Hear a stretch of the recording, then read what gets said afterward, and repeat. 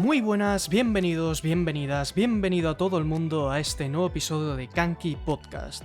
Yo soy John Gómez, un artista digital muy motivado, y hoy hablaremos sobre uno de mis temas favoritos del arte en general y de las cosas en las que más me he especializado, me atrevería a decir que más me han atraído desde hace bastante tiempo, como veremos, que es la narrativa.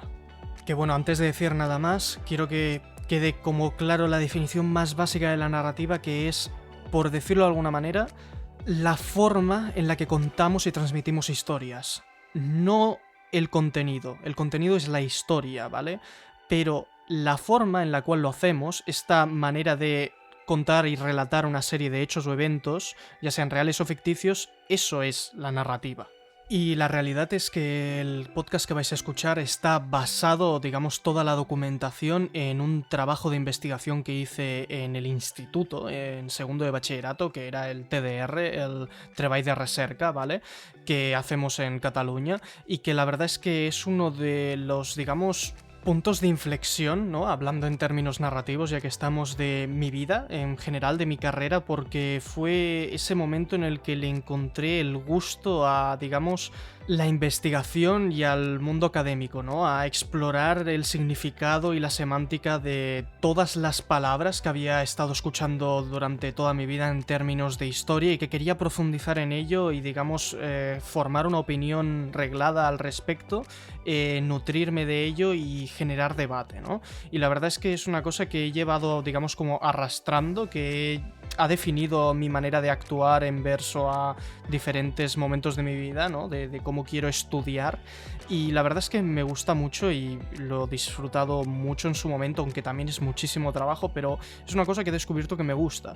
Pero igualmente, este capítulo no va a estar centrado específicamente en mi TDR, ¿vale? O TR, como lo llaman en algunas ciudades o institutos, porque el título de mi trabajo en ese momento fue la narrativa interactiva, ¿vale? Que es la más enfocada a videojuegos, más enfocada a, digamos, un nuevo paradigma de cómo se cuentan las historias, una manera distinta, y en esta ocasión me quiero centrar primero en la primera palabra, en la narrativa, porque creo que es una cosa que hay poca información, que es bastante de nicho reflexionar sobre ello, y quiero traeroslo aquí. A ver, profundizando en algunos aspectos, aunque quiero hacerlo un poco más ameno para que, digamos, lo pueda escuchar todo el mundo y entonces no tenga este, digamos, dialecto académico tan pedante que puede resultar a veces, y que sea más para que todo el mundo sea una aproximación más fácil para todo el mundo, ¿no? Y si alguna vez habéis tenido dudas sobre la manera en la que se cuenta historias, o, digamos, esos matices de la semántica de las palabras, pues espero aquí poder resolveroslo.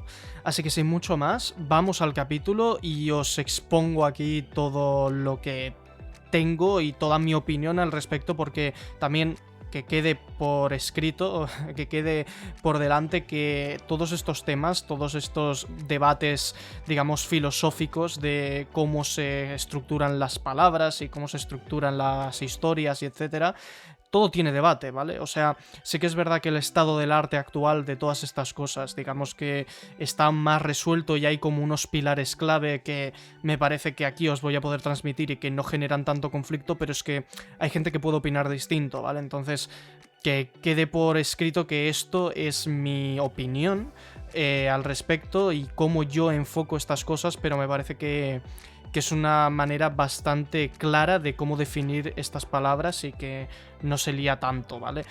Sé que hablar así en abstracto ahora puede liar un poco y dice, ¿pero de qué está hablando concretamente? Pero lo veremos en nada. Así que muchísimas gracias por estar escuchando Kanki Podcast y bienvenidos al especial sobre narrativa. El primer especial, porque me parece que van a haber 2 o 3.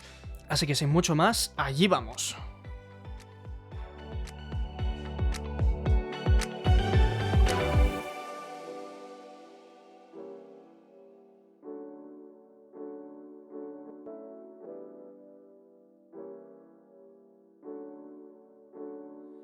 Y bueno, antes de empezar y entrar en materia, voy a hacer, como de costumbre, un poco de overview del capítulo, de cómo va a ir, un poco los apartados que vamos a tener, y que así sepáis un poco a dónde podéis saltar si os interesa llegar a alguna parte en concreto. Primero de todo empezaremos por una introducción donde os voy a definir qué es para mí la narrativa y por qué es tan importante, un poco de cinc cèntims, que decimos en catalán, de cómo va a ser el tono de todo el capítulo, que es lo que haré ahora a continuación. Luego voy a definiros un poco qué es la narrativa como tal, ¿vale? Hacer una descripción un poco más sesgada, sesgada no, un poco más sosegada, ¿no? De dónde viene el concepto, algunas definiciones de académicos, ¿vale? Sin intentar volverme muy pedante, pero que al menos tenga así como algún fundamento de base. Y cómo es este mundillo del estudio de estas historias, del arte de transmitir historias. Y después hablaremos de algunos elementos de la narrativa más tradicionales. Después iremos un poco más allá del texto, ¿vale? Hablaremos de qué es lo que genera en nosotros como receptores de estas historias. Porque es uno de los puntos cruciales de lo que tenía mi trabajo de investigación, que era investigar el cómo nos involucra estas historias a nosotros y cómo nos ponen de una manera inmersiva en esta historia y cuáles son las capacidades, luego mezclado con esta interactividad que le podemos llegar a aportar, pero en este capítulo no hablaremos de la interactividad como tal, porque quiero que primero quede claro que es la narrativa. Luego, una parte en la que voy a, digamos, enfatizar la necesidad que tenemos como seres humanos de contar historias, ¿vale? ¿Por qué es tan importante? Más algunos pensamientos algo más filosóficos, ¿vale? De como metapensamiento sobre la narrativa y a dónde nos puede llevar y etcétera. Y para acabar ya un poco la conclusión, ¿vale? Es de estos capítulos donde lo tengo bastante estructurado, por eso os puedo hacer ya una descripción de estos bloques, aunque voy a ir grabándolo sobre la marcha y a ver cómo sale. Principalmente estoy haciendo esta división entre la narrativa y un siguiente capítulo en el que haré la narrativa interactiva y quizás un tercero hablando de los retos y cómo desarrollar la narrativa en sí. Una especie de taller, ¿no? De cómo puedes hacer historias, aunque no soy... No tengo muchísima experiencia escribiendo historias, aunque sí que es verdad que es algo que me apasiona y que es algo que, digamos, que he diseccionado y he estudiado bastante. Pero bueno, creo que habrán como estos 3 capítulos distintos y los he dividido porque quiero que no se hagan tampoco un megalómano, un episodio megalómano de 5 horas, así como ya he ido haciendo alguna vez, y que al final acaban desgastándome y que creo que al final la gente no acaba disfrutando tanto, así que voy a mirar a ver si lo puedo trocear un poquito más y darlo así picadito para que puedas además escuchar una parte más en concreto.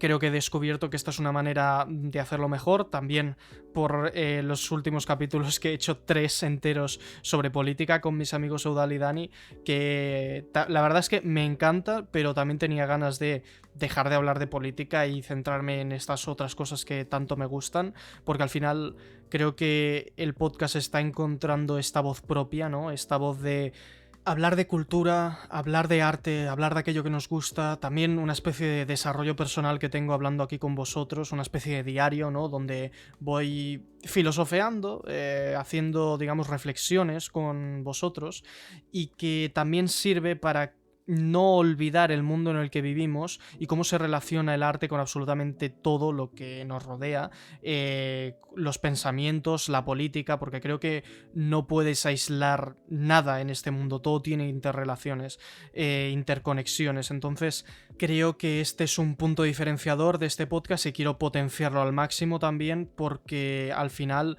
creo que además falta bastante en este mundo en el que vivimos, en el sector del podcasting, sobre todo en habla hispana, digamos, esta manera de hablar de cultura, de cosas que nos gustan, de cosas que simplemente nos encantan y que son pasatiempos, pero al final también conectarlo con vivencias, conectarlo con experiencias, con reivindicaciones, con política también, sin miedo a ser de un bando en concreto, de ser progresista, de ser revolucionario, de ser de izquierdas, porque es muy fácil encontrar podcasts que no paran de defender el anarquismo liberal, capitalista y absolutamente todo lo que consideramos pues bastante más conservador, de derechas, y creo que falta potenciar esta parte un poco más que habla de lo que nos gusta y que además lo relaciona con esta energía y este espíritu que creo que además es lo que se nota en las obras. En la mayoría de artistas,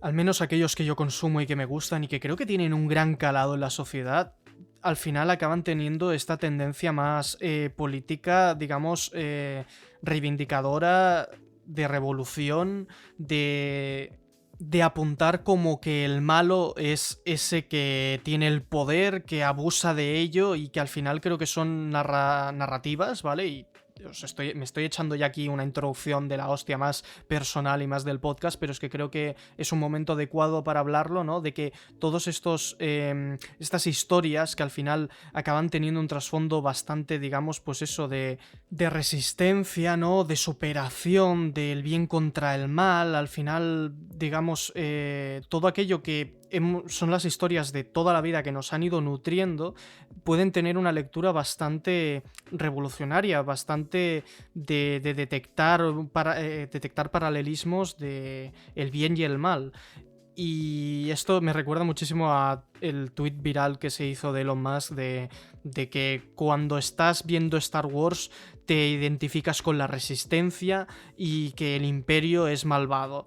Y por alguna razón hay gente que, incluso teniendo esto tan claro y que me parece que, o sea, no puede ser más, o sea, más claro el agua, la resistencia y el imperio, ¿vale? El imperio es el mal, es la figura de la opresión, de la maldad, del que tiene poder sobre el débil, y la resistencia es esa chispa que enciende el fuego de la libertad, ¿no? Y al final todas estas historias tienen un poco como esta tendencia y puedes, digamos, en un análisis narrativo, puedes acabar encontrando estos patrones y hay, por alguna razón, una tendencia, digamos, conservadora de mantener el poder, donde, digamos, se considera que lo liberal, que lo valiente es estar en contra de un sistema, digamos, establecido que es el actual, donde digamos que en realidad no es tan de izquierdas, no ha conseguido tanto, o sea, no es que la izquierda esté oprimiendo a una derecha ni nada, pero por alguna razón se están generando estas narrativas, estos relatos donde esto tiene más poder y entonces es como que el ser guay, el ser de la resistencia, es precisamente querer la opresión, querer el poder y querer una individualidad más bestia todavía, más liberal. Y esto lo estamos viendo en una tendencia global en todo el mundo y con el tuit este de Elon Musk, que es como el máximo exponente, donde lo que tendría que ser esa base de la resistencia, ese conjunto de población que busca reivindicar su fuerza y su poder como colectivo, se está viendo representado por un multimillonario, el cual, vamos, lo único que tienen en común seguramente es el color de piel, mira tú qué cosas. Pero bueno,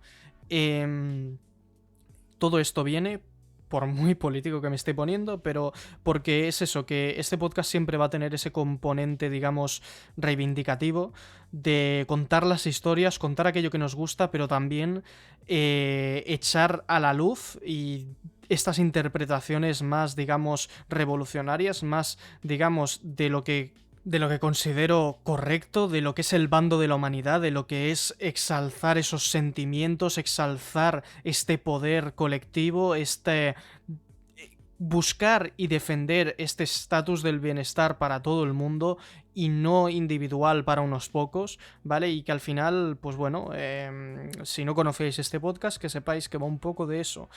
Pero en este caso también es mucho de analizar, mucho de concretizar, mucho de reflexionar el porqué de las cosas, ¿vale? Y aunque siempre se pueda, digamos, hacer una tendencia más política y acabar relacionándolo con algo de eso, en este capítulo nos vamos a centrar en esta narrativa, ¿vale? Y en cómo nos hace sentir.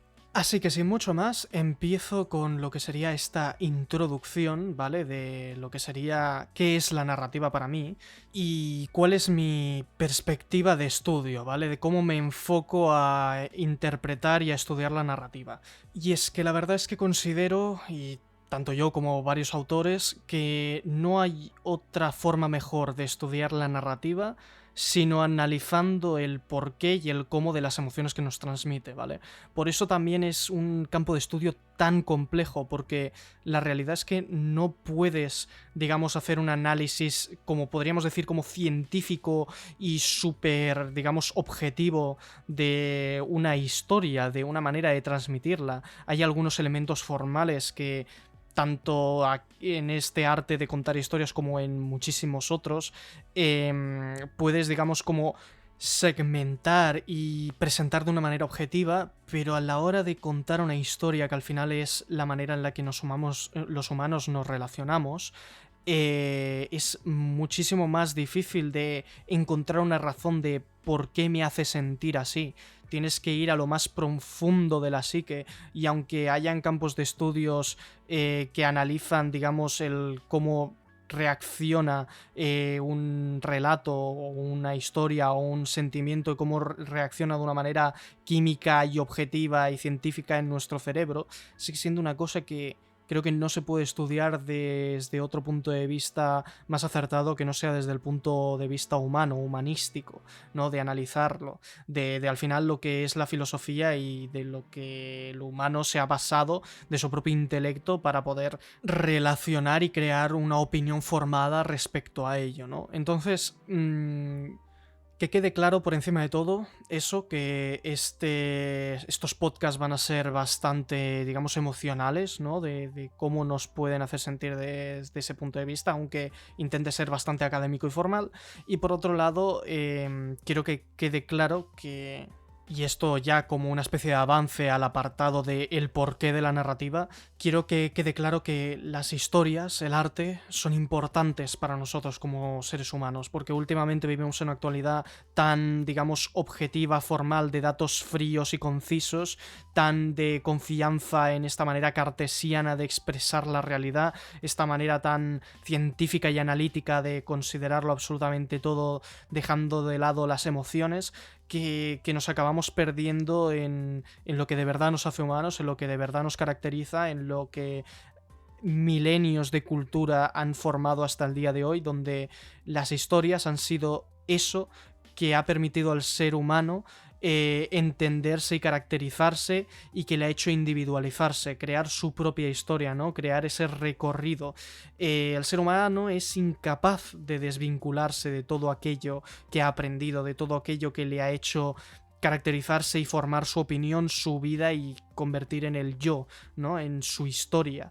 Entonces, eso es lo que desde un punto de vista de la narrativa podemos sacar en valor, podemos considerar, digamos, la piedra angular de lo que es la humanidad, y por la razón por la cual creo que la narrativa es tan importante, porque la narrativa es al final ese punto de vista, esa manera de estudiar, ¿no? El cómo nos relacionamos entre nosotros como humanos, el cómo contamos una historia, y que al final se podría encontrar otras maneras de entender esta realidad, ¿no? Y esta razón social de que nos comuniquemos. Pero para mí, ya digo que este trabajo lo hice con 17 años o así, para mí ha sido bastante determinante en el cómo entender el cómo nos relacionamos como seres humanos, ¿no? La razón del arte, la razón de seguir haciendo lo que hacemos. Y creo que la narrativa nos ayuda a entender, como digo, esta manera de transmitir.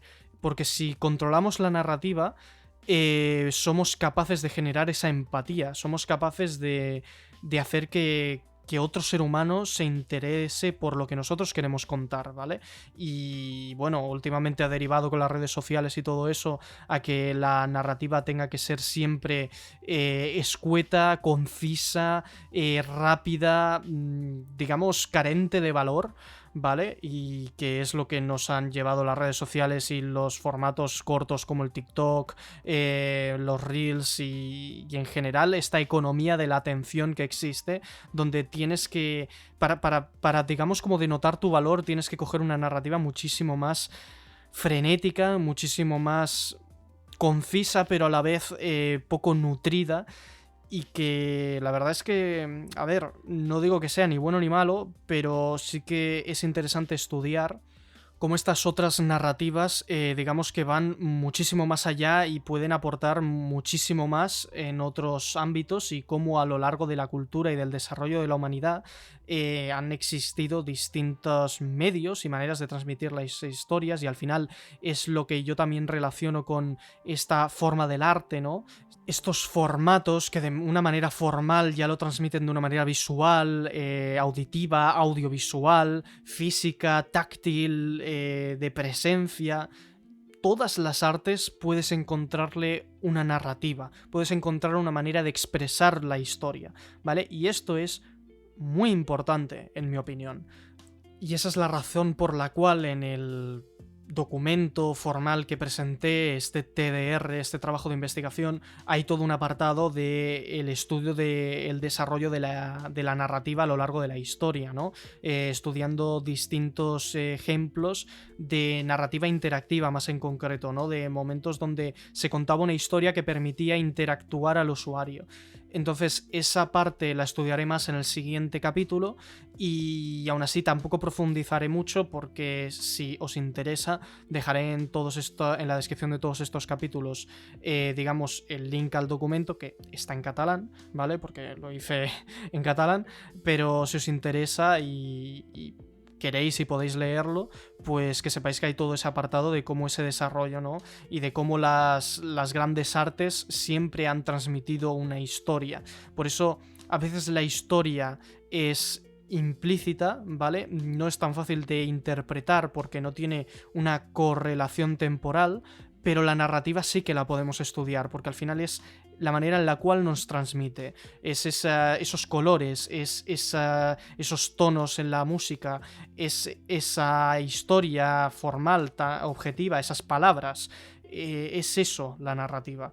Pero bueno, estoy aquí soltando muchas palabras al aire y creo que todavía no nos hemos puesto a definir qué es la narrativa como tal, y quizás por ese motivo podéis estar andando un poco perdidos, así que antes de continuar con todas estas pajas mentales, voy a dar paso al siguiente bloque, que es definir la narrativa.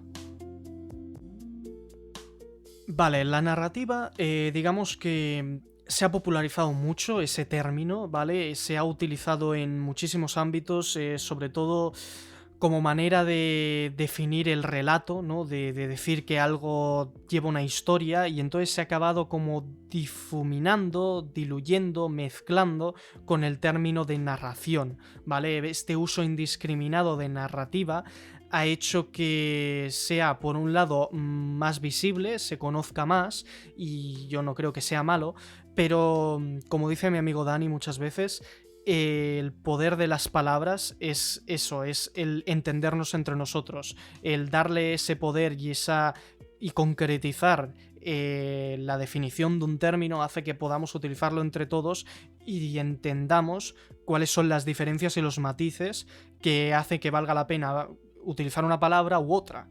Entonces este capítulo tiene como objetivo principal, uno de los valores que quiero que queden claro, es esta diferenciación entre narración o historia y narrativa. Una cosa sería el contenido, ¿no? Ese, digamos, aspecto formal, esa correlación y concatenación de eventos que forman una historia, ¿no? Que forman unos datos explícitos, por decirlo de alguna manera, que es lo que, digamos, podemos palpar y que es quizás más fácil de entender. Por esa razón también se generan estas confusiones. Y lo otro, la narrativa, es la forma, ¿vale? La forma en la cual transmitimos esto. Creo que la manera más clara de entender esto es también con un ejemplo. Digamos, por ejemplo, que quiero contar que ayer por la mañana me tomé un café y yendo a preparármelo me di un golpe en el dedo pequeño del pie. Es un ejemplo muy tonto, pero me servirá. Esta manera en la que os lo he expresado, esta por medio oral, es, digamos, una manera muy explícita de contar esta historia, ¿no? He hecho una historia de la manera más tradicional de la cual el ser humano ha transmitido el conocimiento, que es por medio del habla, que es contando las historias con una consecución temporal, ¿vale? Contando estos eventos, he dicho primero, me iba a preparar un café, doy a entender mi intención, ¿vale? Y es por lo tanto también una especie de emoción porque hago que empatices con esta manera en la cual yo me sentía en ese momento, ¿no? Esa intención, al final, entender también las emociones. Hemos desarrollado un lenguaje muy rico que nos permite, digamos, expresar múltiples sensaciones y comunicar las maneras de sentirnos, y por eso también es muy importante la educación emocional, porque nos permite también saber expresarnos muchísimo mejor. No estoy diciendo que la emoción de voluntad de querer tomarme un café sea el sumum de la emoción, pero sí que me permite transmitir por medio del lenguaje, digamos, como emisor, que tú como receptor entiendas que yo me apetecía tomarme un café, ¿vale? Que yo tenía esa voluntad. Entonces hago que de una manera u otra me entiendas mejor. Entonces, como digo, eso es un ejemplo. Luego doy un dato objetivo, que es que me voy a acercar a preparármelo, ¿vale? A la cafetera o a lo que sea, y sucede un evento, digamos, fortuito, no fortuito más bien, digamos, aleatorio, algo que no tenía en mis planes y que por lo tanto desencadena una consecuencia, que es que me hago daño en el dedo pequeño del pie, y luego podría contar esa emoción que a mí me ha hecho sentir el golpe, ¿no? Que ha sido dolor, y te hago a ti sentir que entiendas que yo he tenido ese dolor, ¿vale? Entonces, explicártelo así, digamos, explícitamente y diseccionándolo, es como la manera más explícita, y tanto de la manera oral como de la manera escrita, que es para mí la manera más, digamos, pura de expresar una historia, ¿vale? Y por esa razón también a veces, sobre todo en la literatura, tengo este problema de diferenciación donde cuando hablan de narrativa en literatura es como su propia cosa, ¿vale? O sea, la propia manera de expresar, digamos, las consecuencias y los actos y los hechos, el qué información ocultar y cuál expresar en la literatura, y eso hace, por tanto, que tengamos situaciones como estas en las cuales la propia narrativa literaria es su propio mundo, ¿vale? Pero a su vez, la narrativa en general, por decirlo de alguna manera, contempla que esa manera de transmitir la historia es el propio texto, ¿vale? Entonces es como una especie de juego de muñecas rusas, ¿no? De matrioscas, donde tenemos el texto en sí, que tiene su propia narrativa, entonces tiene su propio campo de estudio, ¿vale? Que es la narrativa literaria, y luego tenemos la narrativa que engloba esta otra narrativa más literaria, que es por un lado, la narrativa literaria, como he dicho, estudia esta manera de expresar la historia, qué información ocultar, primera, tercera, segunda persona, etcétera.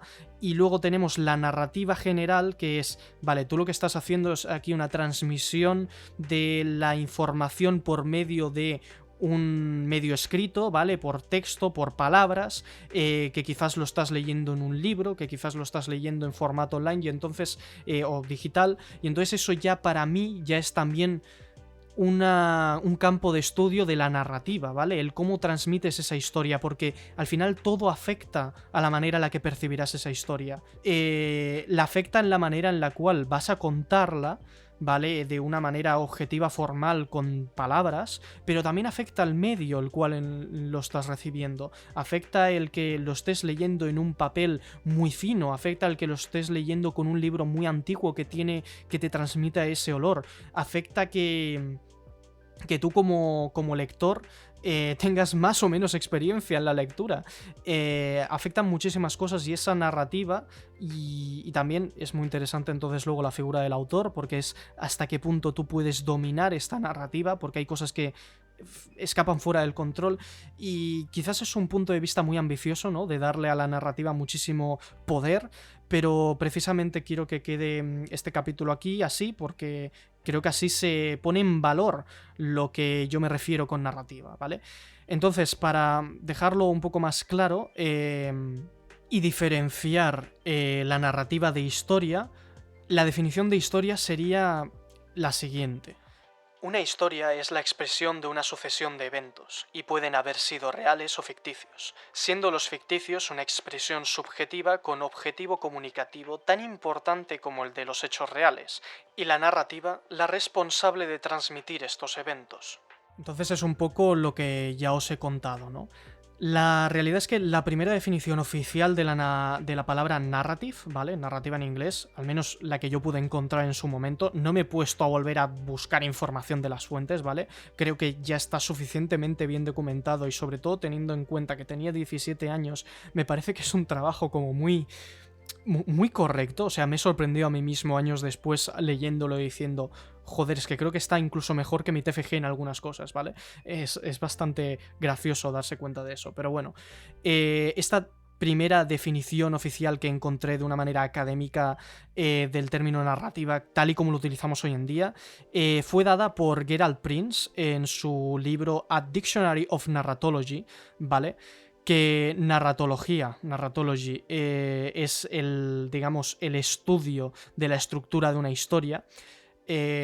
Otra definición más, como Xavier Berenguer en su libro y trabajo de doctorado en comunicación social, es, digamos, la narratología, una teoría y crítica de las formas narrativas actuales, ¿vale?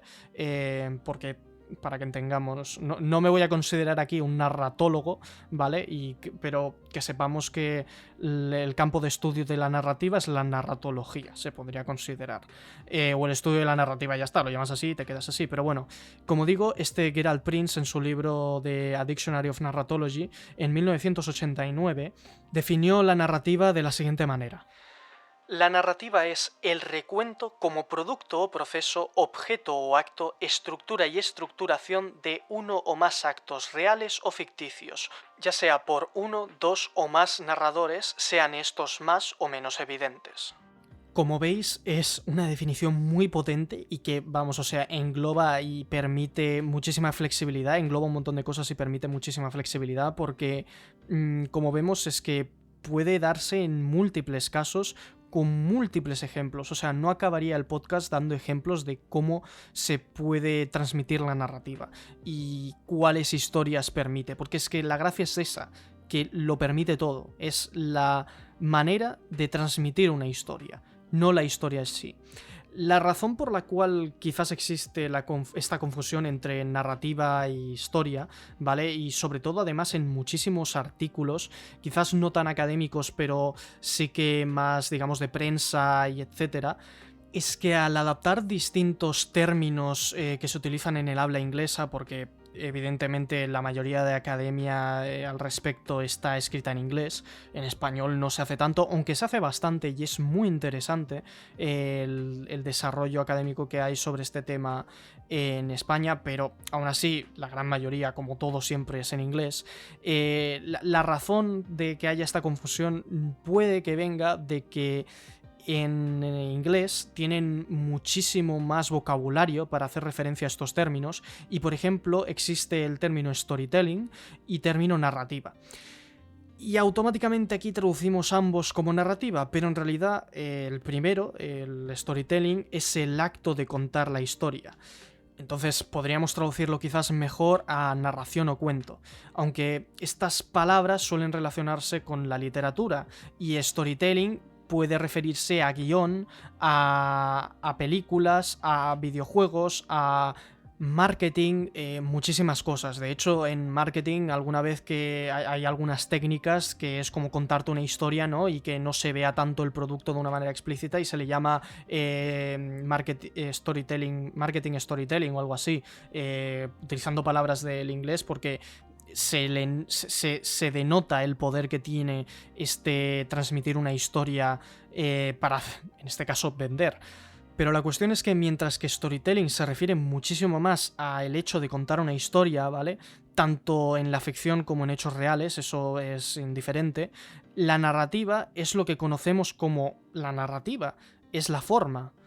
Vemos la diferencia, ¿no? O sea, mientras que el storytelling, por ejemplo, en este caso de un marketing, ¿vale? Por ejemplo, de un anuncio de 4 minutos de, yo qué sé, de Nike o de Adidas o de lo que sea, donde se enseña a una chica que desde pequeña ha querido correr y entonces transmite esa idea de la superación personal y de todo, ¿no? Porque se iba a correr cada día a las 5 de la mañana y al final del vídeo acaban mostrando cómo ha ganado las Olimpiadas o alguna cosa de estas, ¿vale? Lo típico de este storytelling tan manido en en términos de marketing, de la superación y del deporte. El storytelling como tal es el hecho de contarnos esta historia, ¿no? De coger el protagonista, la protagonista, que será una chica, pues yo que sé, joven, racializada, bueno, múltiples definiciones, ¿vale? Que la describan, y entonces hacer como este arco de personaje digamos, de desarrollo, de superación, ¿no? Y por otro lado está la narrativa, que por un lado va a estudiar el cómo nos transmite estas emociones y sobre todo el medio en el cual lo va a hacer. Si es un vídeo de marketing, ¿vale? Si es un vídeo de anuncio, la narrativa en sí va a ser este uso de los colores, este uso de la cinematografía, ¿vale? En general, lo que se le considera el estudio del cine también es muchísimo de narrativa, es el cómo encuadrar la composición, el orden de los elementos en el plano, si tiene voz o no, o sea, voz en off, si tiene música más o menos potente, todo eso, ¿vale? Que en el cine se considera el estudio del cine, es la narrativa, ¿vale? Pero es que lo gracioso es que, mientras que en el estudio del cine te cerrarías únicamente al cine y está mucho más especializado, como la narrativa literaria, es otro ejemplo más, es como sería en el nubol conceptual, en la nube conceptual que estamos generando, sería, digamos, otro campo del conocimiento más cerrado, pero igualmente grande, y la narrativa lo engloba todo, porque si quisieras contar la misma historia, este storytelling, esta narración, pero en vez de con un vídeo que utilizas, digamos, el lenguaje cinematográfico, lo quisieras hacer con una viñeta de cómic, seguirías pudiendo estudiar desde un punto de vista narrativo el cómo nos transmite estas emociones, pero el medio, el formato, sería completamente distinto. Porque quizás, si quieres hacer el vídeo en cine de Fides, que lo vas a hacer en blanco y negro, con unas sombras muy contrastadas, por ejemplo, cuando luego hagas el cómic vas a poder transmitir, trasladar estas emociones, esta manera de comunicar al cómic de la misma manera, pero aquí vas a utilizar otras cosas propias del cómic, ¿no? De la novela gráfica, del trazo, de la intensidad, de los colores, de la paleta de colores, de la composición, pero además vas a incluir todo eso propio de su propio medio, que es esa concatenación de viñetas, ¿no? Que podría ser traducido al cine, que de hecho se hace la traducción muchísimas cosas porque en eso consiste el arte del storyboard, ¿no? Es como un cómic, pero pensando en cómo se va a ver en cine, y eso es un ejemplo clarísimo de cómo puedes hacer una transición entre medios, pero que la narrativa va a seguir siendo la misma, porque la narrativa va a seguir teniendo esa intencionalidad de que lo vas a querer hacer en blanco y negro, porque entonces vas a transmitir las emociones de la psicología del color, por ejemplo, o va a seguir teniendo el mismo personaje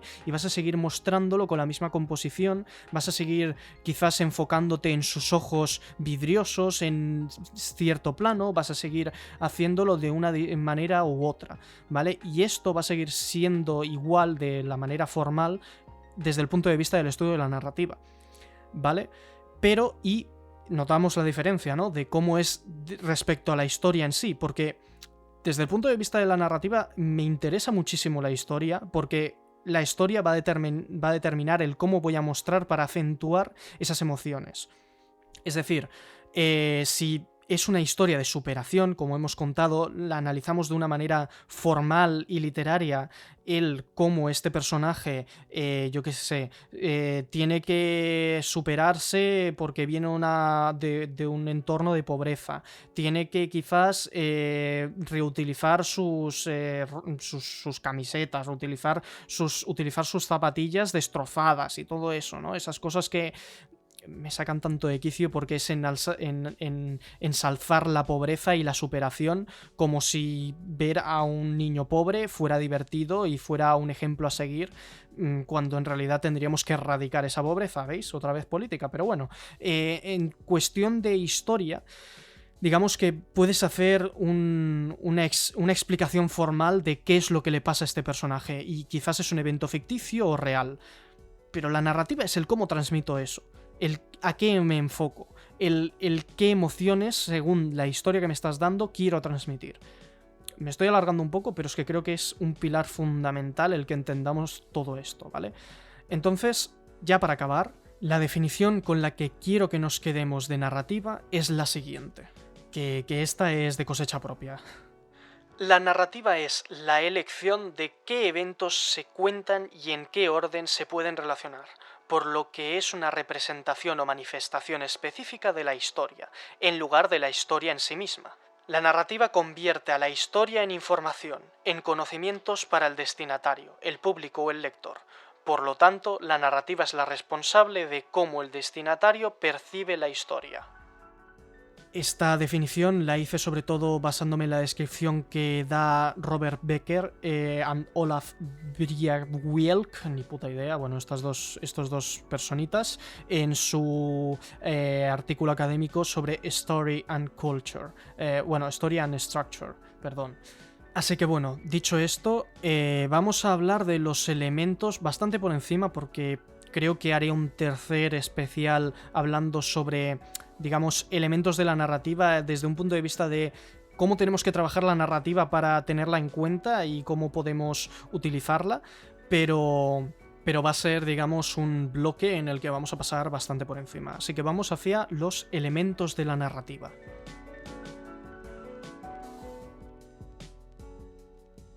Con los elementos de la narrativa me refiero a los componentes fundamentales que conforman una historia y que permiten el desarrollo y su comprensión, ¿vale?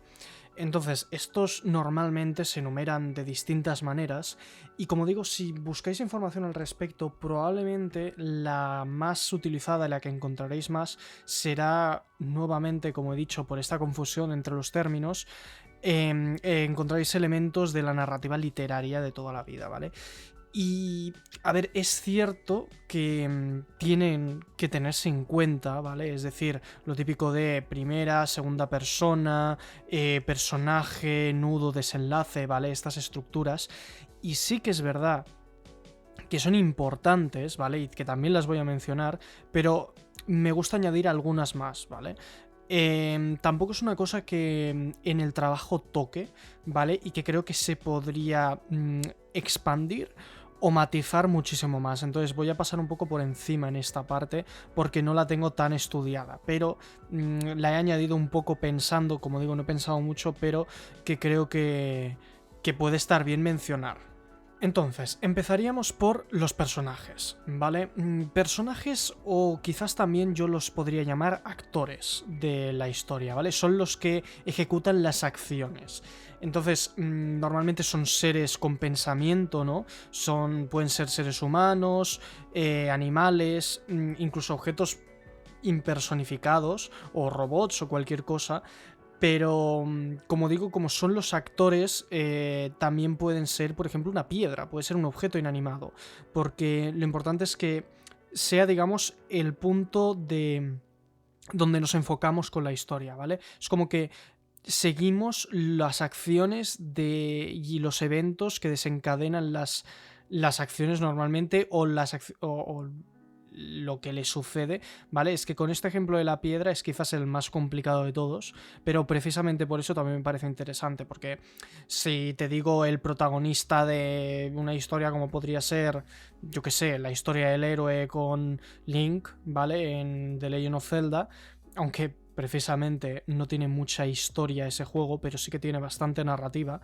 Es uno de estos casos donde creo que la narrativa destaca más que la historia, porque en los juegos en general pasa mucho esto, en los videojuegos, sobre todo que se han popularizado tanto como los Souls-like, que la historia es inexistente o muy compleja, muy opaca, pero la narrativa es lo que nos atrapa, lo que nos enseña, ¿no? Esto no lo había mencionado hasta ahora, pero creo que es bastante fácil de entender si entendéis de estos juegos y bueno, con Zelda, que es todavía más antiguo, suele pasar más de lo mismo. Entonces ahí es claramente donde puedes ver un personaje protagonista que además suele ya metiéndonos en el tema de narrativa interactiva, ser una personificación del jugador en ese mundo de ficción, ¿vale? Pero esto lo dejaremos para el siguiente capítulo. Pero la cuestión es que es un personaje que comete acciones y que tiene ambiciones y que tiene una misión y etcétera. Si te pones en el otro ejemplo más radical, que sería, por ejemplo, el de una piedra, donde cuentas la historia de cómo una piedra cae desde lo más alto de una montaña y se baja por un río y se acaba puliendo y acaba llegando a una playa convertida en, yo qué sé, en plan, se va deshaciendo y los sedimentos se acaban convirtiendo en una cáscara de mar, ¿vale? O algo así. En plan, que veas como una historia desde un punto de vista geológico, ¿no? De la naturaleza, donde no estás imbuyendo personalidades humanas a esa piedra, es simplemente una piedra. Y aún así, yo consideraría que esto también entra dentro de esta categoría de personajes, de actores, ¿vale? Porque es el punto donde enfocas la acción. Aunque, evidentemente, no tiene por qué ser solo el protagonista, por decirlo de alguna manera. Tienen que ser todos el compendio de actores que hay en una historia. Entonces, yéndonos a lo más tradicional, pueden ser los protagonistas o los antagonistas, los que se oponen a las inquietudes y, digamos, las intenciones del personaje en el cual desde el cual estamos viendo la historia, ¿no? Desde su punto de vista. Y entonces, básicamente lo importante es que con estos personajes u actores en la historia, lo que los determina es que para que se desarrolle una trama es indispensable que estos existan porque son los que la hacen avanzar, ¿vale? En el ejemplo de la piedra, el río sería otro actor, yo que sé, la lluvia sería otro actor, los peces que aparecieran por ahí pues quizás también podrían ser actores. Me hace gracia inventarme historias aquí de la nada con ejemplos, pero me parece que son bastante explicativos. Luego tenemos lo que, como he dicho, podríamos denominar la trama, ¿vale? Lo que he estado diferenciando constantemente entre narrativa y narración, narrativa e historia, pues lo que sería la historia en sí, porque para que la narrativa exista necesita haber una narración, una historia que contar. Nuevamente, en inglés es muchísimo más sencillo entender esto porque en inglés diferencian entre history y story, ¿vale? Porque uno lleva H y otro es con S directamente, ¿no? Entonces, una historia de la historia, digamos, canónica eventual del estudio de la humanidad y todo eso, que es la historia que todos conocemos, y luego está una historia que también puede ser, en este caso en inglés sería con S, una historia de ficción, una historia inventada, porque lo importante, o sea, la cuestión es que la historia como estudio, como consecuencia de eventos de la humanidad o del universo o de lo que sea, lo que estudia es, digamos, como de dónde venimos y a dónde vamos, ¿no? El desarrollo hasta el punto actual del mundo en el que vivimos. Mientras que una story, una historia, lo que sería sin S, o sea, solo con S, sin H, en inglés, es la secuencia de eventos que componen esa historia, ¿de acuerdo? Y entonces, claro, aquí es donde normalmente cuando nos ponemos con narrativa literaria, como cuando he explicado al principio de la introducción que considero que la narrativa literaria, el escrito o el oral, es la manera más explícita de contar una historia, normalmente cuando hablas de narrativa la gente se pone a estudiarlo desde este punto de vista, ¿no? Que es, digamos, el cómo recibimos esta trama, esta historia. Y entonces, claro, pues entonces es cuando te pones a hablar de la introducción, el desarrollo, el clímax, el desenlace, ¿vale? Y como hay diferentes maneras, digamos, prosaicas, ¿no? Dramaturgas, técnicas, dramatúrgicas o dramaturgas. Bueno, eso, que es la manera de estudiar el cómo se estructuran y organizan los acontecimientos que suceden en estas historias y las acciones que cometen los personajes, ¿vale? Entonces, no me quiero profundizar mucho más en esto porque, como digo, si te pones a estudiarlo solo desde este punto de vista, entonces empiezas a pensar en la información que puedes ocultar o mostrar al personaje, puedes tener en cuenta toda la evolución de personaje y los arcos de desarrollo. Esta manera de estudiar el cómo recibes la historia desde un punto de vista más explícito es muy complejo en sí mismo y es apasionante igual, pero no es a lo que hemos venido en este capítulo. Luego me parece que podríamos destacar, como digo, quizás lo podríamos llamar de otra manera o podríamos encontrar otras descripciones más extensas, pero creo que el tema es una cosa que podríamos también relacionar con la narrativa, porque el tema yo diría lo categorizaría como esa idea central que tiene la historia, que intenta transmitir, es como el mensaje, eso que que se explora a lo largo de la narración y que la narrativa nos permite interpretar cuando hacemos como una abstracción y lo analizamos de una manera heurística, ¿no? ¿Qué es el mensaje que está transmitiendo? Entonces, los temas normalmente suelen atacar a los instintos y a las emociones más primarias de la naturaleza humana y suelen ser, pues por lo tanto, se consideran universales, ¿no? El amor, la guerra, la amistad, la codicia, la venganza, todas estas cosas que normalmente cuando hablas con un estudioso de, por ejemplo, de los dramas griegos, ya te dicen que es que allí todo está inventado, son como lo más primario de la humanidad, es a partir de lo cual todo ha sido haciendo como refritos, ¿no? Reskins, y que yo en este podcast siempre he abogado por defender que eso es lo que nos hace humanos, lo que hace que valga la pena, que es el que podemos seguir hablando de lo mismo, podemos seguir hablando del amor, de la amistad, de la guerra, del conflicto, de todo eso que nos hace humanos y que al final no puedes innovar intentando cambiar eso porque es que eso es creo que se puede llegar a un acuerdo en que es uno de los pilares, son los pilares fundamentales de la humanidad, pero es el cómo lo contamos, esta narrativa, lo que hace que evolucionemos y que cada vez lo vayamos haciendo distinto y que evolucionemos, ¿vale? Entonces, claro, este punto de vista de decir que todo es hecho ya, pues sí, en términos de tema, transmitido por su historia, sí, pero es en términos narrativos donde eso va cambiando. Entonces, la gracia de esto es que al final nos haga reflexionar, ¿no? Y nos haga reflejar en esas acciones. Esto lo hablaré un poco más en el porqué de la narrativa más adelante, pero bueno. También se podría considerar el tema relacionado con el tema del conflicto, ¿vale? Que el conflicto es un poco más narrativo literario, pero es el problema o digamos la tensión central que impulsa al desarrollo de la historia, ¿no? Entonces aquí es donde luego se pone uno a desarrollar en narrativa literaria si es interno, es un conflicto interno dentro del personaje o externo, entre varios personajes o el personaje y su entorno. Entonces, normalmente el conflicto es como un desencadenante, ¿vale? Entonces, creo que también es bastante relacionado con el tema porque dependiendo del tipo de conflicto vas a desarrollar un tema u otro, pero sí que es verdad que el conflicto como tal es, digamos, lo puedes abstraer de maneras distintas para que al final acabe encorsetándose en cualquier estructura narrativa que conformes. Siempre va a haber un conflicto de una manera u otra porque al final es lo que también define el marco temporal en el cual se desarrolla la historia que estás contando.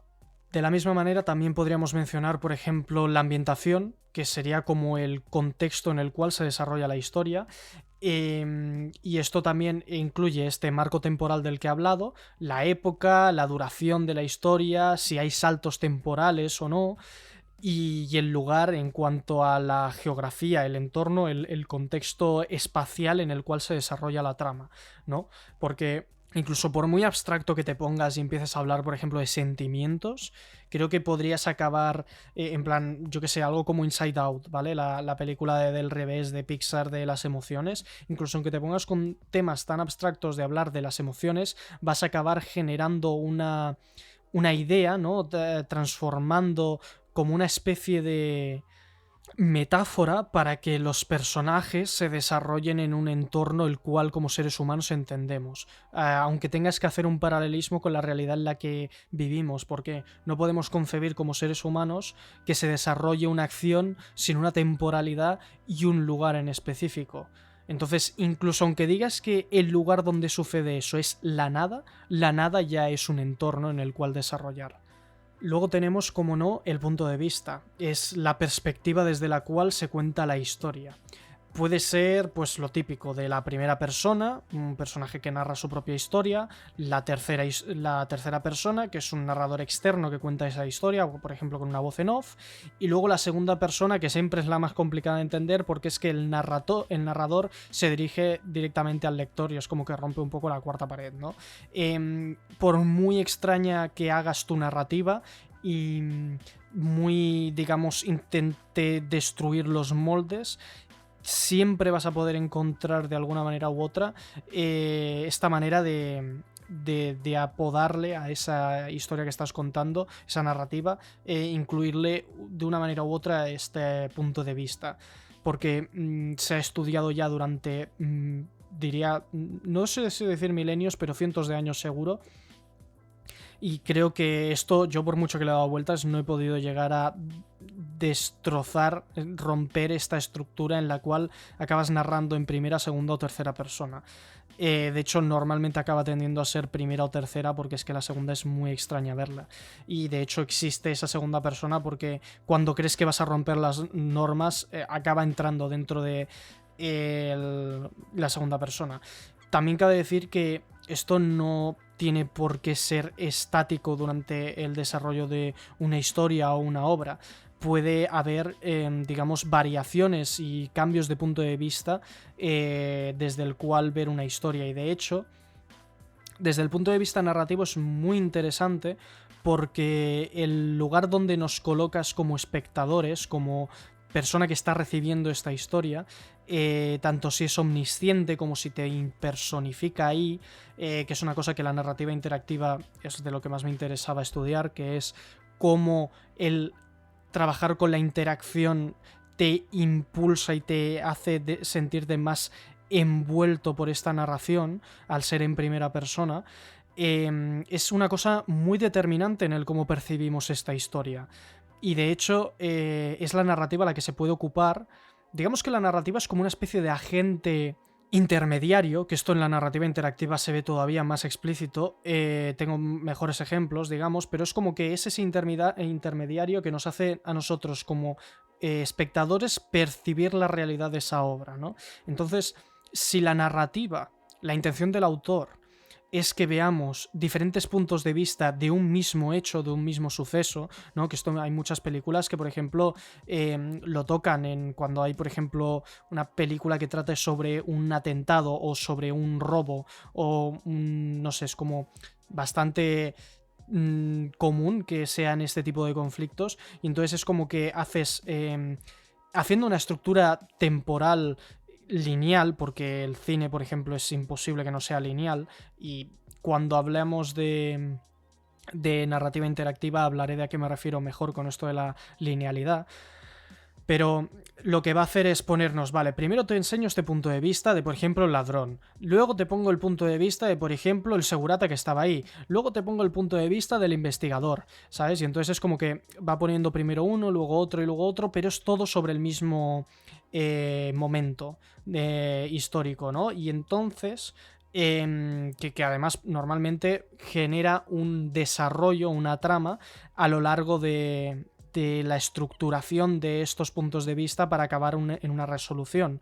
Aunque podrías dejarlo simplemente desde el punto de vista de cada personaje en ese momento y dejarlo como un conflicto abierto y que tuvieras que desarrollar tú mismo en tu cabeza el cómo se resuelve ese conflicto a base de construir los puntos de vista de varias personas. Por eso en general en la investigación, ¿no? Policial, bueno, básicamente sí, la investigación policial, privada y todo eso, lo que se le llaman las novelas de detective y todo eso también es muy interesante cómo juegan con este punto de vista porque dejándole ese margen de imaginación al lector, que esto también es un tema que tocaré en el siguiente capítulo, haces que tú como autor, con la narrativa, dejes algunos espacios en blanco o diferentes puntos de vista para construir lo que se le considera la objetividad, ¿no? Que es a lo que aspira también la historia.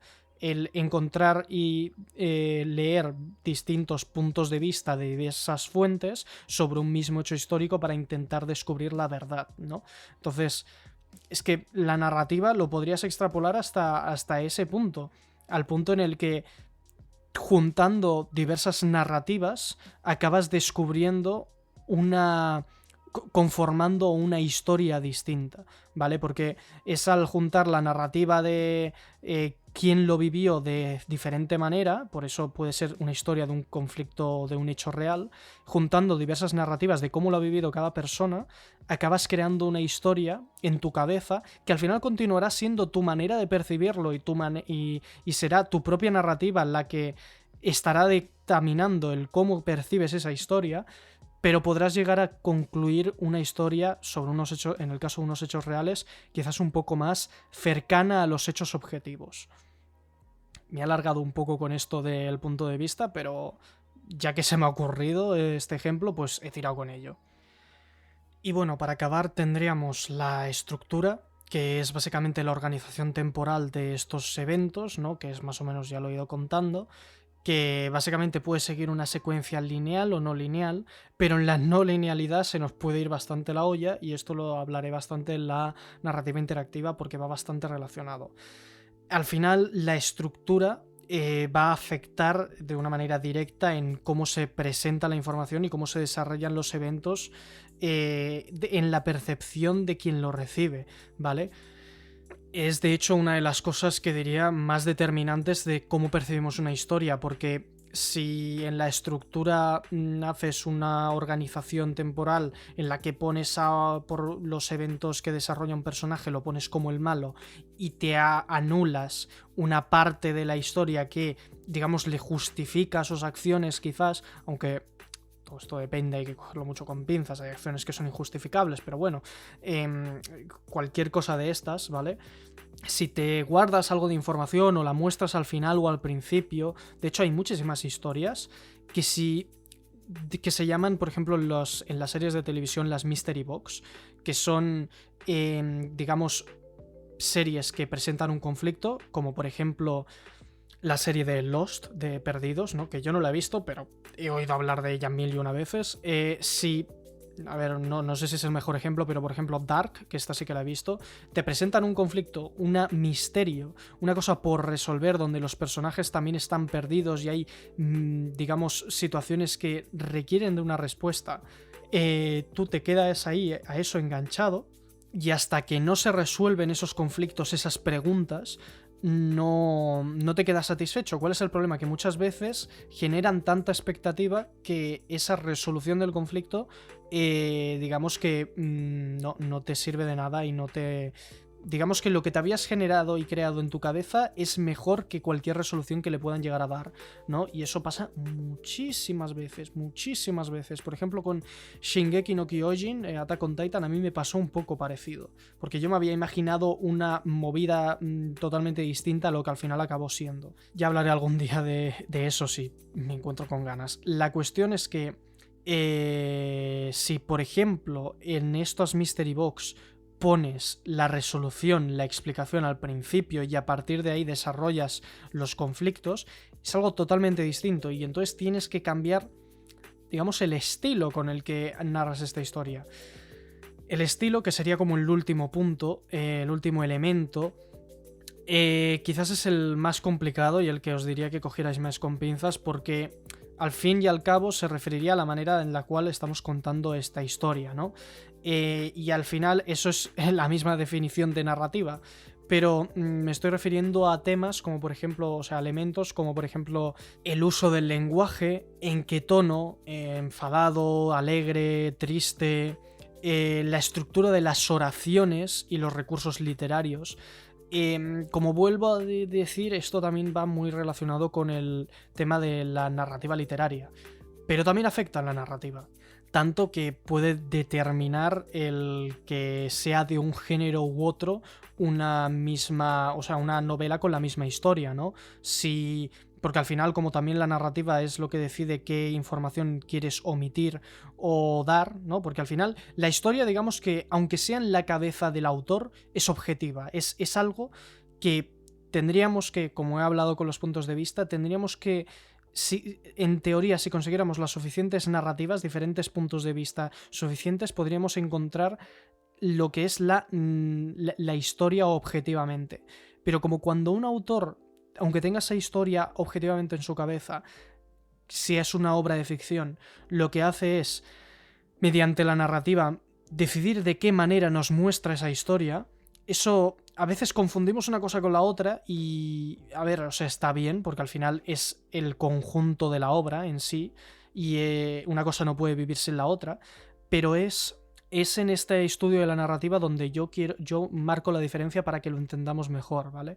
Que al final, por ejemplo, una novela juvenil habla sobre un tema de que quizás, si es, yo que sé, de detectives otra vez, al ser juvenil puede que incluya más elementos, digamos, de hablar de jerga más, pues eso, de la edad a la que va enfocada la novela.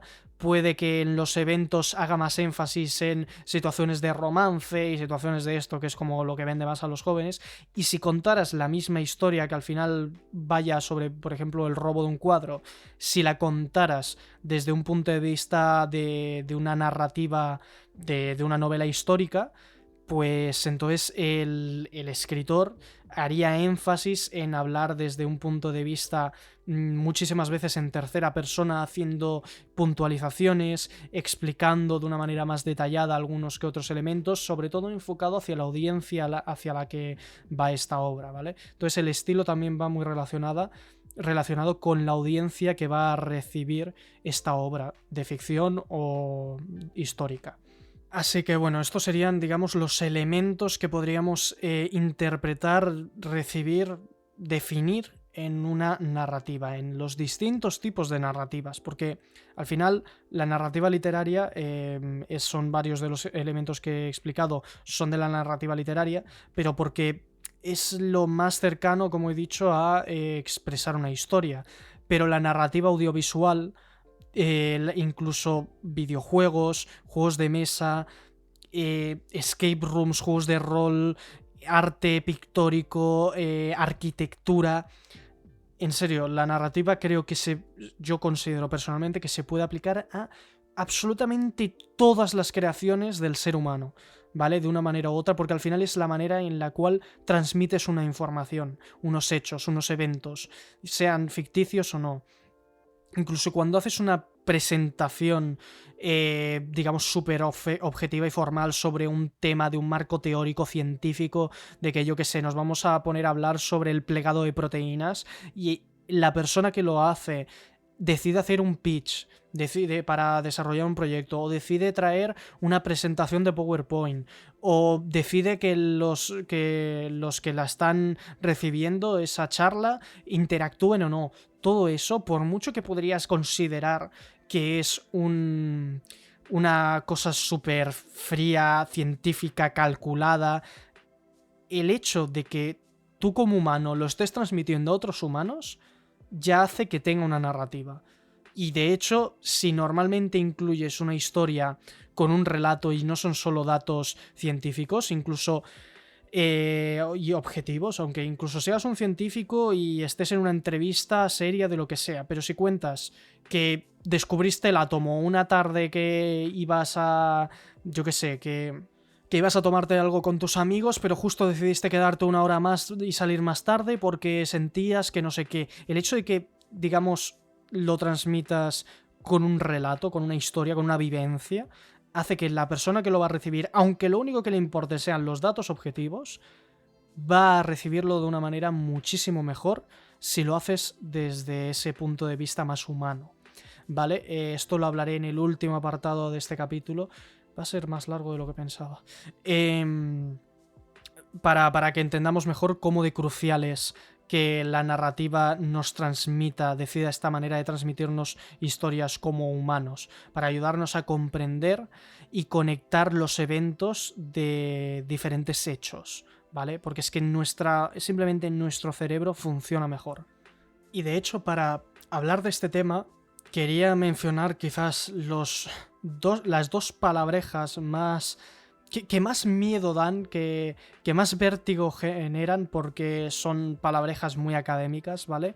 Que son la semiología y la semiótica, ¿vale? Que son dos cosas que cuando descubrí, haciendo este trabajo de investigación, fueron de las que más me atraparon, porque creo que son súper potentes también y que son su propio mundo, de la misma manera que la narrativa lo es uno, y que te puedes especializar muchísimo. Entonces, básicamente, para hacer un approach un poco más amigable, la semiótica y la semiología son dos disciplinas que estudian los signos y su significado, ¿vale? Para que veáis por dónde van las cosas. Entonces, para que veáis los matices distintos entre ambas cosas, os voy a dejar aquí la descripción de cada cosa, empezando por semiología. La semiología es el estudio de los signos en la vida social, y se centra en cómo los signos comunican significados. Fue un término popularizado por el lingüista suizo Ferdinand de Saussure, quien definió la semiología como el estudio de la vida de los significados en el seno de la vida social. En este contexto, los signos son entendidos como elementos que representan algo más allá de sí mismos, y su significado se construye a través de las relaciones que mantienen con otros signos dentro de un sistema. La semiología, por lo tanto, se aplica a diversas áreas, incluyendo la literatura, el cine, la publicidad y otros medios de comunicación, analizando cómo los signos, palabras, imágenes, sonidos y etc. transmiten significados y cómo estos significados pueden variar según el contexto cultural y social. La semiología, o simbología, que es que en el pueblo ya no me parece que le llamaríamos así, es al final, para resumir y que nos entendamos todos, este campo de estudio que examina, que estudia el significado de las cosas, ¿vale?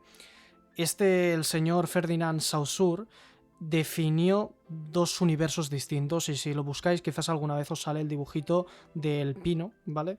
Que básicamente es, por ejemplo, cuando haces el dibujo de un pino, de unos triángulos y tal, puedes dividir el mundo material del significado, digamos, semántico abstracto. Entonces, la manera en la cual se relacionan entre ellos es lo que después es subjetivo, ¿vale? Porque si, siguiendo con el ejemplo este del pino, tú tienes por un lado el significante, ¿vale? Que es aquello a lo cual el símbolo está haciendo referencia, ese objeto de la realidad, esa sensación que, digamos, normalmente en un plano, digamos, cerebral, tú interpretas esa idea del árbol, esa imagen del árbol, ¿vale? De un pino.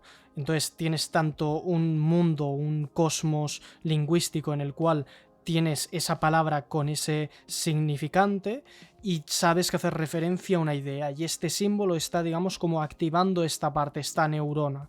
Y luego tienes el significado, por otro lado, que es la parte personal de cómo tú interpretas este símbolo, y entonces cómo sabes que este conjunto de triángulos de esta manera, con este color verde, para ti representa un árbol, ¿vale? Pero es subjetivo y social el que tú interpretes este símbolo como tal, que en el caso de un árbol me parece que todo el mundo estaría de acuerdo, pero hay otros símbolos donde las cosas no están tan claras, y por eso es donde aquí entra luego la semiótica. La semiótica, por otro lado, es un término más amplio que se refiere al estudio de los signos y su significado en cualquier forma de comunicación. Uno de los teóricos más influyentes en este campo fue Charles Sanders Peirce, quien definió un signo como algo que representa a otro objeto para un intérprete. La semiótica se interesa no solo por los signos lingüísticos, sino también en signos visuales, gestuales y otros tipos de símbolos. La semiótica se divide en tres componentes principales: el signo, que puede ser un objeto, una palabra o una imagen; el objeto, a lo que el signo se refiere; y el interpretante, la comprensión o el significado que deriva de ese signo. Este enfoque permite un análisis más amplio de cómo se construyen y se interpretan los signos en diferentes contextos. Esto es una cosa que estudiamos bastante en diseño cuando se pone uno a estudiar carreras de este tipo, porque cuando, por ejemplo, creas una aplicación y vas a exportarla a diferentes países, digamos, el background cultural que tiene cada sociedad hace que un símbolo pueda significar una cosa en un sitio u otro. Seguro que habréis he escuchado varios ejemplos de, yendo a cosas tan primarias como el color, ¿vale? Que el color, no sé si exactamente en semiótica lo podríamos poner, pero el color es muy importante en las culturas y, por ejemplo, en la cultura occidental se relaciona muchísimo más a la pasión, pero también la sangre, lo prohibido y el dolor incluso, o lo incorrecto. En zonas más asiáticas, como por ejemplo en China, se relaciona con la fortuna, con la abundancia, con el deseo y cosas más positivas, ¿no? Entonces, cuando vas a hacer una aplicación o una imagen de marca, tienes que tener en cuenta que quizás tienes que cambiar la imagen cuando vas a cambiarte y expandirte a otro mercado. Esto es una cosa que, por ejemplo, la semiología estudia, el cómo estos símbolos, aunque siendo el mismo y siendo de conocimiento internacional, dependiendo de la cultura, el cómo se desarrolla, o sea, el cómo se relaciona, perdón, con los seres humanos, es eso el estudio de la semiología, el cómo se desarrollan los símbolos con los seres humanos, ¿vale? Y símbolos en el sentido más amplio de la palabra, no solo lo gráfico, también puede ser una palabra, una imagen, un sonido, bueno, ya lo que hemos dicho, al final cualquier tipo de comunicación o de expresión humana. Y no humana también, porque podrías coger las nubes, por ejemplo, como una especie de interpretación de símbolo de culturas chamánicas de la antigüedad en contraste con las que con culturas del África y etcétera, que tenían una interpretación distinta debido al entorno que les rodeaba, ¿vale? O sea, no tiene por qué solo ser humano. En el caso de la semiótica, es lo que hace que cuando escuchemos una historia, instintivamente la relacionemos con nuestras propias experiencias personales. O al menos así lo interpreto yo.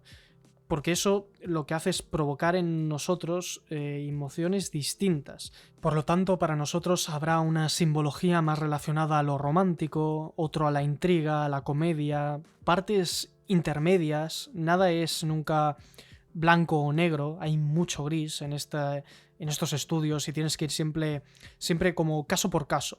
Es muy difícil generar un modelo que lo acepte todo. Entonces, para el tema que nos atañe, el de la narrativa, estos dos términos toman el papel de hacernos entender lo que la narrativa quiere transmitir. La semiología aplicada a la narrativa se podría considerar como el estudio de un mensaje cualquiera, como si fuera un relato. Es decir, que contiene la representación de los sucesos o acciones que verifican un cambio de estado, que este es un tema que también tengo que sacar ahora, el tema de los cambios de estado. A ver, no es nada complicado, porque habiendo explicado lo que hemos explicado ya, lo entenderéis muy fácil. Como ya he hablado de que la narrativa se determina también por estos sucesos de eventos, ¿vale? Organizados en un orden temporal, un cambio de estado, digamos, lo podríamos entender si no hacemos un símil, por ejemplo, con la programación, que no sé si estaréis familiarizados con ello, pero es cuando el programa está, digamos, creando o sea, está funcionando, ¿no? Está ejecutando sus algoritmos y sus cosas y tienes una especie de un print de comando, tienes algo que, digamos, te exponga a ti mientras eso se está ejecutando, cuando estás mirando si funciona, te muestre de alguna manera qué es lo que está sucediendo, qué está pasando, qué cambio de estado hay en el sistema, ¿vale? Para, digamos, como es un indicador para que tú sepas qué está sucediendo en esta historia. Entonces, cuando esto para la narrativa interactiva será mucho mejor y lo profundizaré un poco más, pero básicamente cuando hablo de cambios de estado, que esto es un término que no sé si se lo inventó, pero se lo he oído decir a Adrián Suárez Mourinho de 9 bits, pero básicamente siguiendo este símil del código de programación, lo que haciendo como una correlación es si la historia es, digamos, como esa caja negra de la que he hablado ya, que depende de la perspectiva y todo, que esa historia que tiene la narrativa, o sea, la historia es la caja negra, entonces la narrativa es lo que nos permite mirar dentro de ella, ¿no? Entonces un cambio de estado que no es lo que la narrativa nos hace percibir sobre esa historia, ¿vale? Entonces, si en la historia sucede algo, la narrativa es como ese intermediario del que he hablado y hace te muestra un cambio para que tú percibas que está sucediendo algo en esa historia, ¿vale? ¿De acuerdo? Entonces, un cambio de estado puede ser cualquier cosa.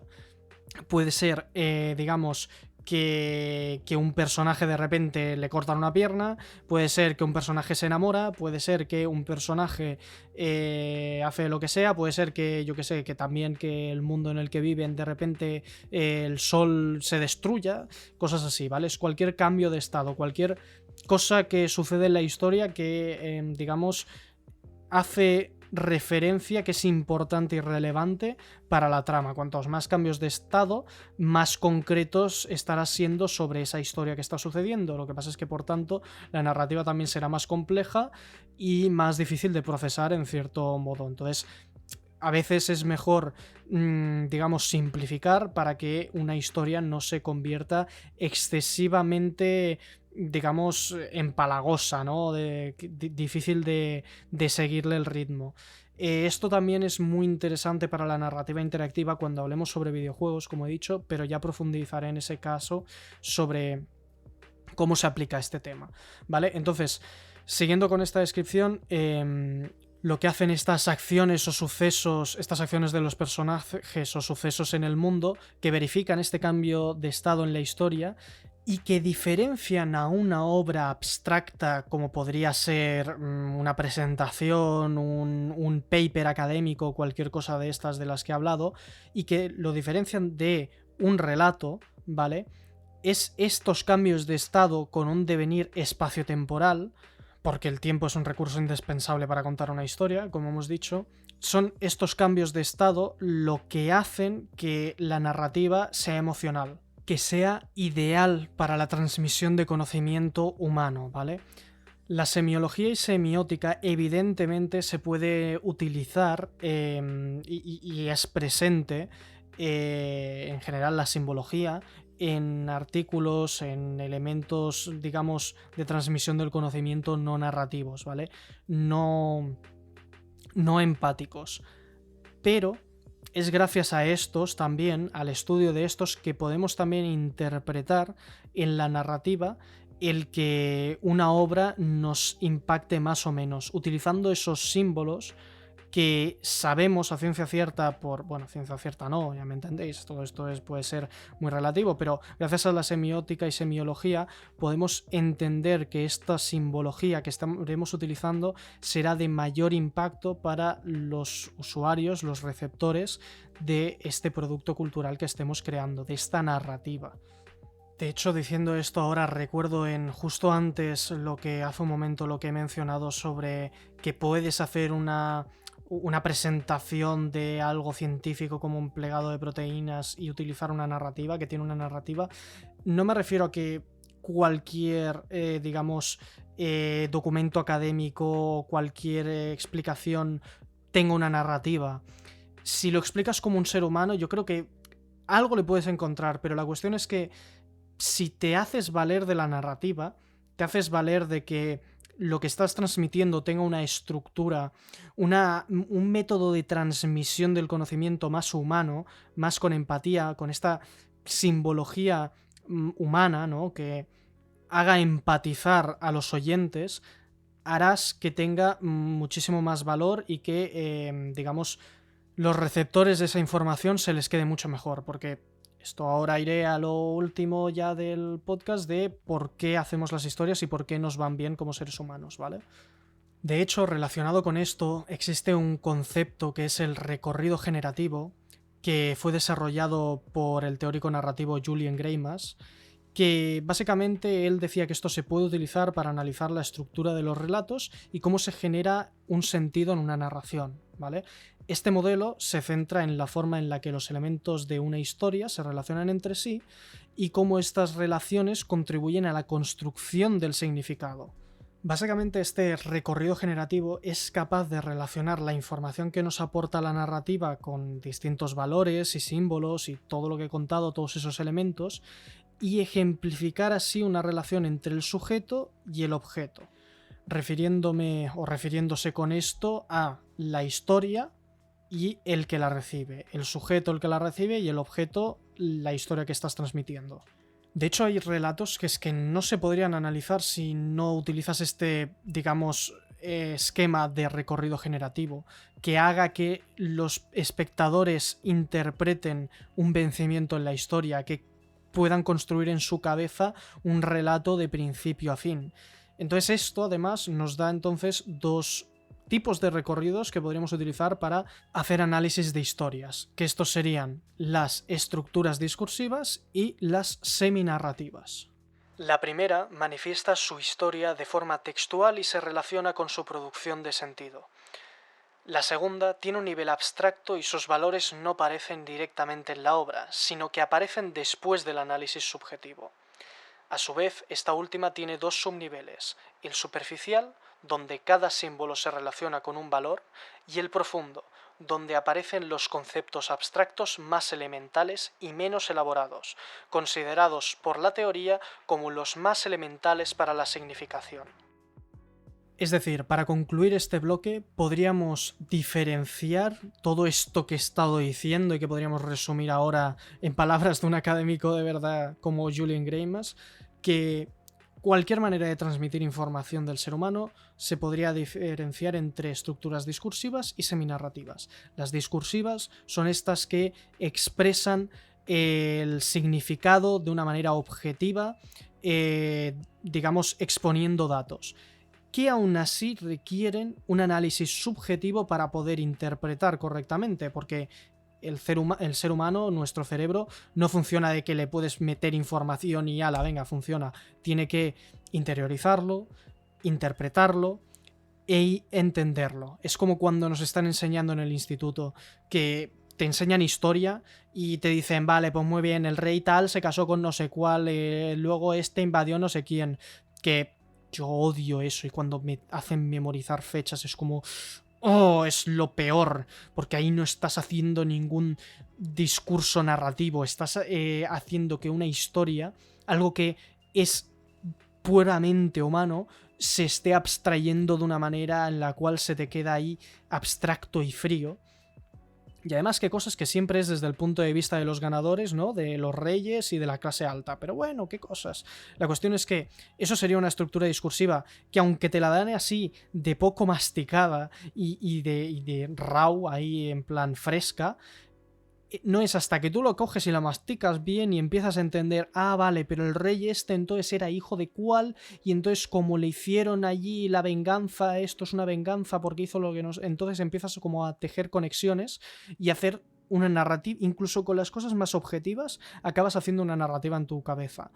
Luego hay otros temas como por ejemplo más científicos como los que hemos hablado, que es incluso más difícil, y yo no sé tanto de esto, entonces me costaría un poco más llegar a dar ejemplos al respecto, porque sé que hay papers académicos súper científicos y matemáticos que básicamente hacen una argumentación constante a través de los números, pero es que incluso, por lo poco que sé al respecto, incluso aunque hagas eso, tienes que tener como una estructura de, vale, pues primero vamos a coger, yo qué sé, estos números, ¿vale? Esta medida con esta unidad concreta, ¿no? Que yo qué sé, pues es que me voy a lo más fácil del mundo, pero distancia entre tiempo, ¿vale? Y entonces dices, vale, pues ahora voy a hacer un desarrollo de qué pasa si hago una división de la distancia entre el tiempo y luego lo divido y se convierte en aceleración, y entonces, ¿sabes? Entonces vas haciendo como un discurso argumentado, incluso aunque sea en lo más libro de ciencia más tosco, que te permite que después tú como humano lo interpretes, porque si te lo dan así a golpe, además desestructurado, no vas a poder desarrollar en tu cabeza un discurso que tenga sentido y que tú puedas luego replicar, ¿vale? Por eso las estructuras discursivas también aparecen y cobran sentido tras un análisis subjetivo. Y por otro lado tenemos las seminarrativas, que son de las que he estado hablando, que se pueden presentar además en dos subniveles, ¿vale? Que él lo quiere dividir así, este académico, donde lo superficial es lo, digamos, explícito, ¿no? Y luego está lo profundo, que es ese tema, ese mensaje final que ataca directamente a las emociones humanas y que hace que sea un medio muchísimo más empático. Bueno, más no, es que el discursivo no es empático y el narrativo es empático. Ese es el poder de la narrativa. Y ahora ya, para ir acabando este primer especial, quería dedicar este último apartado a hablar de por qué las historias son importantes como seres humanos. Las historias, que en definitiva es el arte, todo aquello que nos transmite emociones. Porque creo que ahora, además, más que nunca, porque incluso aunque este trabajo lo hice en 2019, 2019-2020, ya notaba como esa necesidad de reivindicar el arte y el poder de las historias. Incluso entonces ya lo notaba y ahora cada vez más. Creo que sí que es verdad que creo que está generándose un cambio, que se está empezando a notar de que el relato es tan importante como el dato objetivo, porque eso es la manera en la que nos comunicamos los seres humanos. Y además ahora con el surgimiento de la inteligencia artificial y etcétera, cada vez más es como que necesitamos destacar el valor de aquello que nos hace humanos, de aquello que nos hace sentir, de aquello que nos hace que sea nuestro como humanidad, ¿no? Y entonces, pues bueno, quería acabar con esta parte y así lo cierro un poco. Creo que podría haberlo puesto en un capítulo distinto, pero bueno, creo que voy a hacerlo ese un poco más machacadito para acabando dando como así facts, ¿sabes? Hechos, y así cerrando por todo lo alto este primer especial. Y después de todo lo que he explicado, quizás es un poco paradójico que lo comente ahora, pero a ver, podría parecer que contar historias es un mero entretenimiento. Aunque después de todo lo que he explicado me parece que entenderéis que no. Pero porque la realidad es que contar historias es esencial para el ser humano, es la manera en la cual nos transmitimos la información desde tiempos ancestrales. En el siguiente especial con narrativa interactiva hablaré de otro componente muy importante que es de lo lúdico, ¿vale? Y cómo desde las primeras sociedades esto ha sido presente y patente en la manera de la cotidianidad de los seres humanos. No siempre ha sido todo el progreso por el progreso, no siempre ha sido todo la productividad. Siempre hemos tenido estas historias que nos han hecho aprender de los demás, que nos han hecho empatizar con los demás y de la cual yo creo que tendría que ser como el núcleo de lo que es ser humano. Creo que de hecho, cuando haces casos a estas historias, es cuando te conviertes humano de verdad y dejas atrás o entiendes el poder de tus acciones y dejas atrás sensaciones tan egoístas, tan de generar el mal, porque cuando tú has escuchado, has visto, has consumido historias que te hablan de lo mal que se puede llegar a pasar, de lo complicado que puede llegar a ser la vida de otros sujetos, es lo que comentaba en el capítulo de la historia de mi vida, de que siempre me gusta escuchar las vidas y las experiencias de los demás, porque así me hago una imagen mucho más completa de qué es la vida. Si la vida es la historia, consumiendo, digamos, escuchando lo que tiene la gente que decir al respecto de sus propias experiencias, escuchando sus narrativas, puedo crear en mi cabeza, formar una idea muchísimo más general y muchísimo más amplia de lo que para mí es la vida. Eso es muy importante y creo que en el momento en el que nos olvidamos de eso, nos encontramos con personalidades tan tóxicas, tan crueles a lo largo de la historia que han aparecido, donde falta empatía, donde se piensa en el individualismo, se piensa en uno mismo, digamos en el feedback, en recibir emociones primarias, y que destroza completamente la sensación de comunidad, la sensación de poder pertenecer a la humanidad, y que te permite hacer, como estás tan desarreglado de todo eso, te sientes con la superioridad moral, o quizás ni siquiera te lo planteas, de poder generar, digamos, hambruna en el mundo, destrozar el planeta, generar conflictos bélicos y todo eso que no paramos de ver y que me parece que no sucedería si la cultura, el arte estuviera un poco más presente en las vidas de todos. Pero bueno, dicho esto, mis reflexiones que me gusta tirar aquí, vamos un poco pasito por pasito de por qué creo que las historias son tan importantes. Desde las pinturas rupestres hasta los anuncios comerciales de hoy en día, los seres humanos siempre han transmitido sus conocimientos por medio de historias, narrando hechos, ideas y conocimientos. Estamos rodeados de historias. Todo lo que existe tiene una sucesión de hechos concatenados que le han llevado a tener una razón de ser. Y nosotros mismos tenemos nuestra propia historia que se ha ido construyendo y definiendo gracias a los relatos que nos rodean. Como dice Matteo Siucheri en su artículo Interactive Storytelling: Why and How We Tell Stories, somos historias que cuentan otras historias. Pensándolo, no hay punto donde termina una historia y comienza otra en nuestro mundo. Todo está relacionado entre sí. La propia realidad es una infinita concatenación de historias, cuentos y anécdotas en constante creación donde cada uno tiene un papel. Por lo tanto, lo que hace la narrativa es definir los márgenes en los que se cuenta cada historia, darle un medio para transmitirla.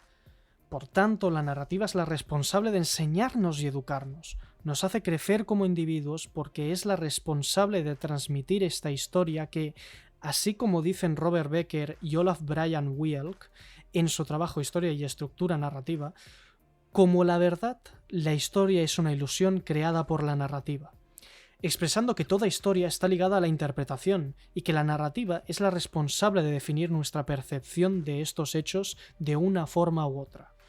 Una pregunta que podría surgir entonces es ¿por qué sentimos esta atracción hacia envoltorios como cuentos, películas, libros, videojuegos y formas de arte en general, en vez de ir directamente a la idea que se oculta en la historia que transmiten? ¿Por qué se da este valor a la narrativa y a la ficción en vez de al racionalismo y a la lógica? La doctora Rosa María Capillo expone en su trabajo que el arte es una forma de transmitir contenidos simbólicos fundamentales para que el ser humano se enfrente a la realidad y la haga suya. El arte se crea cuando se tiene algo que decir.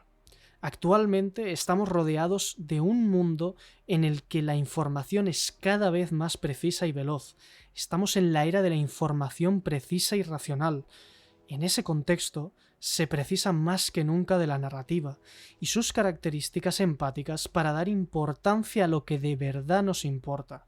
Pero la realidad es que nuestra mente desde siempre ha estado acostumbrada a extraer la información por sí misma, de los hechos que recibía, de todo aquello que le rodeaba. Por eso las historias nos atraen tanto, porque son emocionales, son más orgánicas y armoniosas, que es como nuestra mente suele trabajar.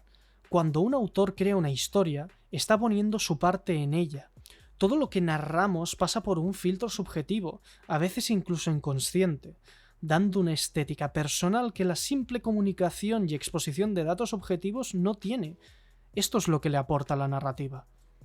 De ahí que al recibir una narrativa percibamos de manera semiótica una historia. Nuestro cerebro relaciona los hechos que se narran, las acciones de los personajes y las motivaciones que les empujan de modo que implícitamente nuestra mente identifique todo el conjunto como una narración.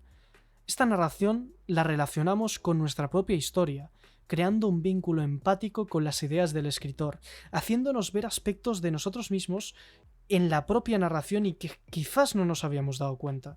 La narrativa es la herramienta que tiene el ser humano para representar este mundo único y personal, y la palabra, el logos, que en griego expresa ideas de cómo el pensamiento, la palabra y la acción, estas ideas, este logos, define esa capacidad que tenemos de hacer objetivo lo que se nos relata de una forma subjetiva e indefinida, buscando así una respuesta que consideramos la verdad. Han habido estudios que de manera lógica, racional y objetiva han demostrado que científicamente escuchar un mensaje a través de una historia puede llegar a hacerlo hasta 22 veces más memorable que expuesto simplemente con datos abstractos. De este modo, la narrativa es un principio básico en la organización de la memoria, donde las emociones desempeñan un papel fundamental para que nuestro cerebro capte lo que se está transmitiendo, lo entienda, lo empatice y le dé la importancia que requiere, dándole mayor prioridad que a simples datos y conocimientos abstractos, guardándolo mejor en su memoria. De esta manera, podríamos afirmar de manera poética que las historias son el pegamento de la memoria.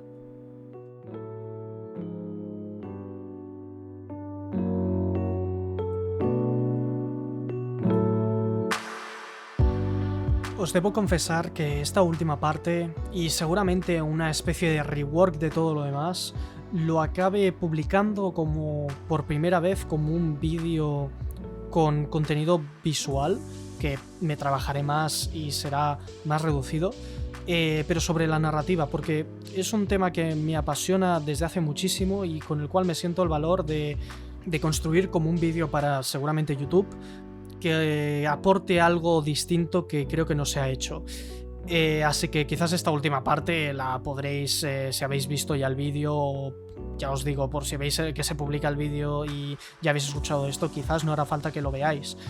Pero era como una prueba de concepto de hacer un guión un poco más estructurado y sinceramente leéroslo aquí. O sea, aquí me quito la careta, os lo he leído entero, lo he escrito yo, pero os lo he leído entero porque me parece que es como la manera de sintetizar el máximo de información y espero que... Quizás no me gusta tanto este formato para un podcast porque no está machacado, es justo de lo que me estaba quejando. Es paradójico, pero mi trabajo es un trabajo de soltar datos y se convierte en muy difícil de interpretar porque no tiene una narrativa precisamente, porque no...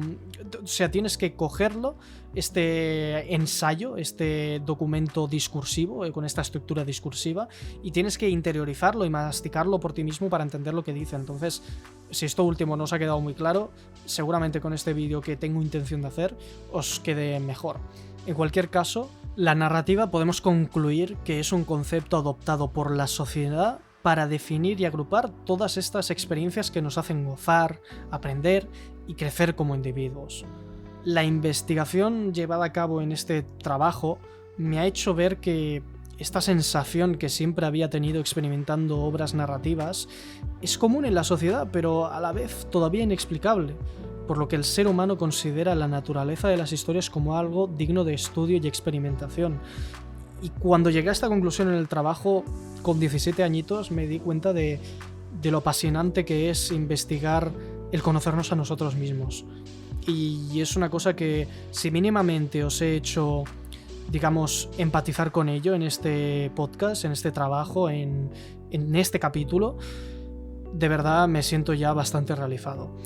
Así que, una vez más, muchísimas gracias por haber llegado hasta aquí, por escuchar Kanki Podcast, por apoyar el proyecto. Recordad que lo tenéis disponibles en todas las plataformas de escucha de habla hispana, que yo sepa, de podcasting. También está en las redes sociales. Os agradezco mil si lo compartís. Me encanta compartir los datos en los vídeos, la información que me gusta, y la subo sobre todo, principalmente a las stories de Instagram. Pero también está TikTok y Twitter X. Así que nada, muchísimas gracias por haber llegado hasta aquí. Yo soy John Gómez, me despido y hasta la próxima.